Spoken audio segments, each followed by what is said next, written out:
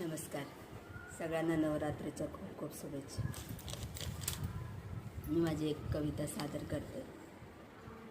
एक दिवा मंदिरात, एक दिवा मंदिरात, तेवे रात्रभर वात. अंधाऱ्याला सारायाला जळे छोटीशी ती ज्योत, जळे छोटीशी ती ज्योत. एक दिवा मंदिरात, एक दिवा मंदिरात, तेवे रात्रभर वात.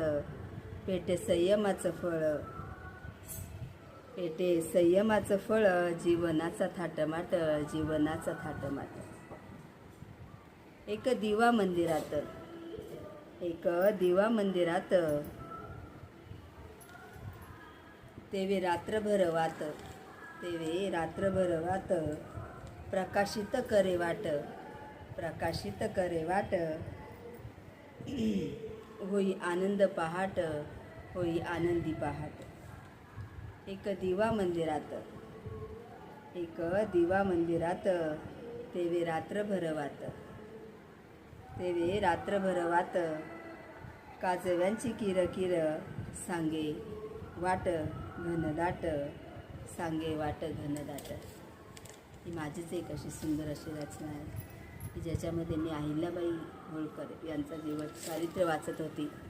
तेव्हा अहिल्याबाई ह्या रोज न चुकता शिवमंदिरामध्ये दिवा लावायला जात होत्या.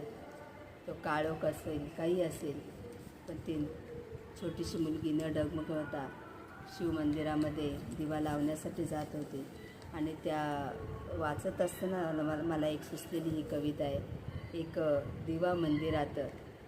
अहिल्याबाईंनी भारतभरामध्ये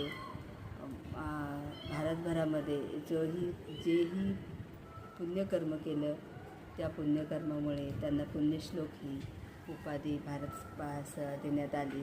आणि जनमनात त्या पुण्यश्लोक म्हणून सदैव वास करतील. अशा माझ्या अहिल्याबाईंच्या वर्तणुकीवरती मला एक सुचलेली ही कविता आहे. एक दिवा मंदिरात, एक दिवा मंदिरात. धन्यवाद.